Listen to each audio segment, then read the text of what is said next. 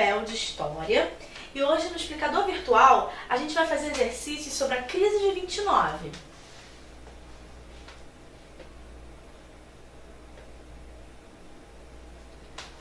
Vamos começar aqui com essa imagem. Essa imagem, ela parece muito quando a gente vai estudar a crise de 29, porque está mostrando os dois paralelos, né? O que aconteceu de fato nesse desenvolvimento histórico nos Estados Unidos. Você vê que é uma propaganda, né? Como se fosse um outdoor atrás, que está mostrando uma família super feliz dentro de um carro, né? Vamos lembrar que durante o modo de vida americano, o que era o American Way of Life? Era o quê? Era um modo de vida voltado para o consumo, voltado para as pessoas consumirem cada vez mais. O sentimento de felicidade, de ser cidadão americano ligado ao seu poder aquisitivo, ao quanto você pode comprar. A produção estava indo cada vez maior, né? Produção em grande escala. Se você produz muito, você precisa vender muito. E para eles vender muito, eles fazem o quê? Essa ideologia mesmo de consumo. Então você vê na frente, né, atrás, na verdade, esse outdoor com a família dentro de um carro.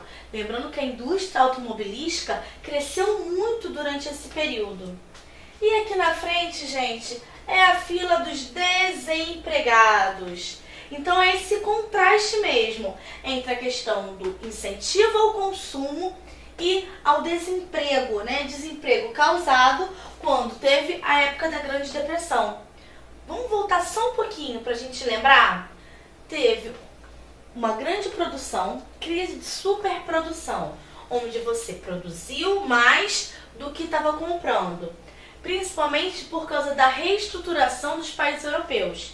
Os países europeus que estavam destruídos no final da Primeira Guerra já não estavam mais destruídos, então já estavam comprando menos dos Estados Unidos e já estavam com a sua produção acelerada. Várias fábricas crescem, mandam os empregados embora, né? E aí eles começam a investir na Bolsa de Nova York, né? Especulação das ações. Chega um momento que quebra a bolsa. E quando quebra essa bolsa, aí a crise se instala. Então essa imagem está mostrando exatamente a questão do consumo versus a fila de desempregados. Só que o principal, vocês vejam que o outdoor é o que predomina mais. Então essa figura está fazendo lembrar exatamente sobre o modo de vida americano e o incentivo ao consumo.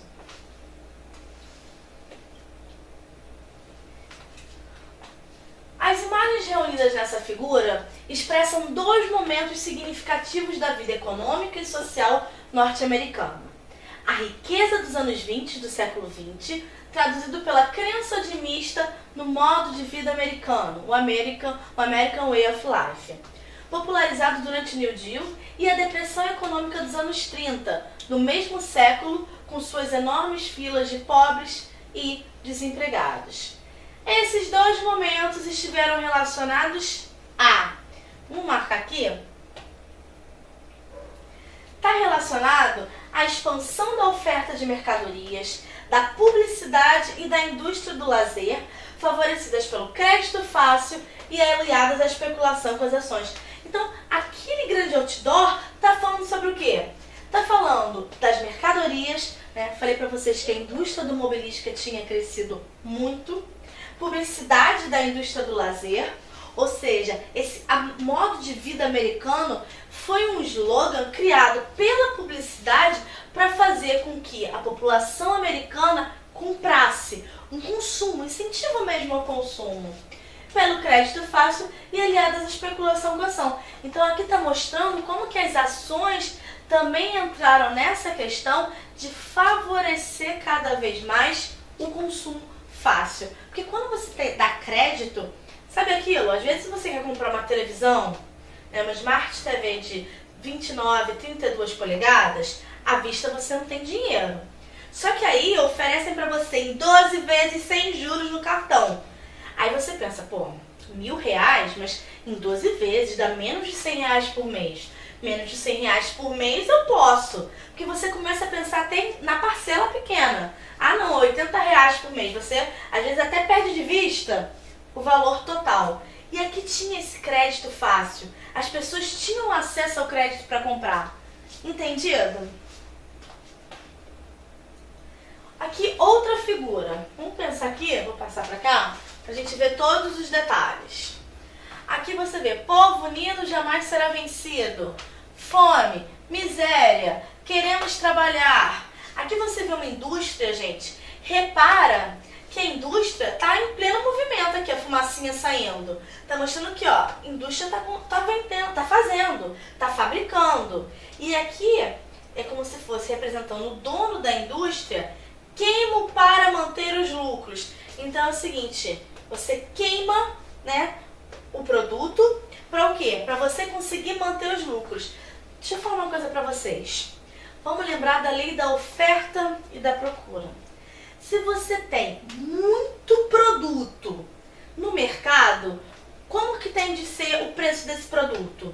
Baixo. Se você já não tem tanto, você consegue manter um nível com lucros maiores. Então, quando tem essa imagem aqui, queimo para manter os lucros, está dizendo o quê? Existe essa população, quando fala queremos trabalhar, está desempregada, que está passando fome, que está passando miséria, só que mesmo com isso, a indústria está lá, ó, está fabricando. Esse povo já tem tanto dinheiro para comprar? Não. Então, sobra produto. Se sobra produto, aí entra a lei da oferta e da procura. Se tem muito no mercado, vai ser baixo, o lucro é menor. E aí mostra aqui o papel do capitalista queimando para manter o lucro alto. Acho que essa imagem é muito boa para a gente entender o processo como um todo. Então vamos para a questão. A charge se refere a uma das crises cíclicas do capitalismo, a queda da Bolsa de Valores de Nova York em 29. Nela, evidencia-se uma das características dessa crise. Ou seja, então aqui a gente vai pensar das características da crise aliadas a... Você pensa, o que tinha na imagem? Tinha os desempregados, tinha a indústria continuando a fabricar, mas tinha também a diminuição dos lucros que aqui na figura está tentando ser mantida com a queima dos produtos, né? Então vamos lá. A falência dos banqueiros e o alastramento da recessão nos países do leste europeu. Venda desenfreada das ações na Bolsa de Valores em Nova York e maciço investimento dos Estados Unidos nos países não alinhados. Greves gerais empreendidas pelos operários, os quais lutavam pela manutenção do emprego, aumento salarial e negociação das dívidas. O alastramento do desemprego e a consequente redução do poder aquisitivo do mercado consumidor norte-americano. É a D, assim, sem dúvida. Por quê? Vamos lá. Alastramento do desemprego, consequente redução do poder aquisitivo. Vamos voltar para a imagem? Aqui, ó, na imagem tá, queremos trabalhar.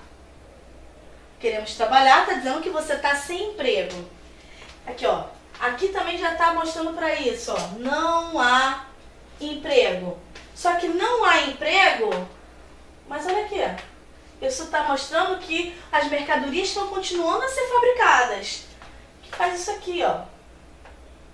Ele está queimando para eliminar todos esses produtos e conseguir que os lucros sejam maiores, né? Então, o que acontece? Está falando dos dois fatores que lá na pergunta está mostrando. A crise do desemprego, e aí se você está desempregada, você não consegue comprar, ou seja, a diminuição do poder aquisitivo e a tentativa de manter o lucro pelos capitalistas. Entendido?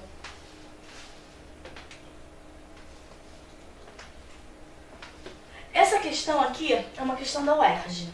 Você pensa assim, poxa, questão de faculdade? Será que eu vou conseguir fazer? Eu vou mostrar que sim, você vai conseguir fazer. Se você prestar atenção em tudo, muito fácil para responder. UERJ. A Grande Depressão eclodiu num mundo otimista que parecia caminhar na direção de uma prosperidade permanente. Ela iniciou-se com o crack da Bolsa de Nova York em outubro de 1929, afetando todas as atividades econômicas dos Estados Unidos e se propagando através do mundo. Então vamos para a primeira. Caracterize a Grande Depressão e indique o motivo pelo qual seus efeitos foram sentidos em diversas regiões do mundo. Grande Depressão. O que foi a Grande Depressão? E está pedindo também por que os seus efeitos foram sentidos em diversas regiões. Primeira coisa, gente, vou falar para vocês o seguinte. Quando os países europeus, principalmente França e Inglaterra, mesmo vencendo a guerra, elas saíram com suas economias destruídas. Então, os Estados Unidos, eles cresceram na sua produção, ocupando o espaço que antes era da França e da Inglaterra. Então, eles concedem empréstimos, eles importam, eles exportam, eles se tornam um grande líder mundial. Então, se ele é o grande líder mundial, todos os países menores dependem dele, tem uma dependência com ele. E se tem uma crise nele, afeta todo mundo. Isso está claro? Então, quando a gente pega em crise de 29, não é uma crise só local, não é uma crise dos Estados Unidos, é uma crise a nível mundial. Então, essa resposta está bem grandona, que é o quê? Para a gente poder mesmo pensar sobre esses vários aspectos que estão aqui. A Grande Depressão foi um evento durante o qual a economia dos Estados Unidos passou por uma violenta recessão após a quebra da Bolsa de Nova York. Nesse contexto, as empresas produziram em quantidades que não equivaliam ao poder de compra do mercado, ou seja, superprodução. E por esta razão, tiveram que abaixar o preço dos produtos e despedir milhares de trabalhadores, crise de desemprego. No mercado externo, a Grande Depressão pode ser sentida nas nações europeias que dependiam fortemente dos recursos financeiros emprestados pela economia norte-americana. A partir da crise, os governos europeus também foram vitimados pelo retrocesso da economia dos Estados Unidos da América. Aqui eu estou falando da questão europeia, mas não foi só na Europa, Vamos lembrar que o Brasil também sofreu muito forte essas consequências. Aqui, na letra B, está falando exatamente sobre isso. Indique uma consequência da Grande Depressão para a economia brasileira. As implicações da depressão na economia brasileira foram bastante significativas. O descontrole da economia norte-americana reduziu drasticamente os lucros obtidos com a exportação do café. Por esse motivo, vários setores do comércio e da indústria também foram obrigados a fechar postos de trabalho, tendo em vista que também dependiam dos lucros do café para ampliar. Gente, nessa época, o principal produto de exportação brasileiro era o café. E um dos grandes compradores do café brasileiro eram os Estados Unidos. Então, se eles estão em crise, se a economia está arrasada, você acha que eles iam manter o mesmo nível de compra do café? Não. E aí acontece aqui no Brasil o que aconteceu com os produtos deles. Por quê? Sobrou muito café. Se sobra muito café, qual o valor que fica o café? Novamente, lei da oferta e da procura. Se tem muito café no mercado e ninguém compra, o preço vai lá para baixo. Não paga nem a manutenção, Não paga lucro nem pensar. Mas muitas vezes, vários fazendeiros ficaram arruinados, porque não pagavam nenhum processo de produção e comercialização desse café. Teve queima de estoque de café e, além disso, mexeu na vida política do Brasil. Porque até então tinha política do café com leite. Minas e São Paulo se alternando no governo brasileiro, na presidência, no controle político. Por quê? Porque eles estavam a economia em cima dessa exportação do café. Quando tem a crise de 29 e a exportação do café fica arruinada, esse suporte que os políticos tinham já não tem mais. E abriu espaço para depois, uma mudança no sistema político. Vamos aqui. Entre os fatores que ocasionaram a crise de 29 nos Estados Unidos, destacam-se. Vamos lá. A. O protecionismo rígido, a escassez de crédito bancário e a superprodução. B. A saturação do mercado, a crise na agricultura e o crash da Bolsa de Nova York. C. A superprodução superprodução, saturação do mercado e a expansão desmedida do crédito bancário. D. A adoção de programas de construção de obras financiadas pelo Estado. Nessa daqui, eu já deixei a resposta para você. Sabe por quê? Para você conseguir ver que dentro dessas respostas, várias coisas poderiam sim estar certas, mas às vezes é o detalhe que faz diferença. Então eu já deixei aqui para desde o início você ver que todos os pontos tinham que ser vistos com cuidado, com atenção, para você poder responder. Então aqui, ó, letra C. A falta de mecanismos que regulamentavam a economia dos Estados Unidos acabou fazendo com que os vários setores da economia caminhassem de forma frenética, esperando que as forças produtivas do país experimentassem um inabalável quadro de crescimento e expansão. Com o passar do tempo, o impacto sofrido pelas próprias limitações da economia viriam a determinar o desenvolvimento da crise. Então, letra C, superprodução. Toda hora superprodução, sim, porque a crise de 29 foi uma crise basicamente de superprodução. Saturação do mercado, expansão desmedida do crédito bancário. Saturação do mercado por quê? Se tem a superprodução, você está vendendo mais do que tem gente comprando. E a expansão desmedida do crédito bancário, você está dando crédito, mas não tem quem comprar, porque as pessoas já estão produzindo muito além do que tem, né, demanda para se comprar. A gente vai acabar aqui a nossa videoaula dessa primeira parte de exercício. A gente volta com mais exercícios sobre a crise de 29. Tchau!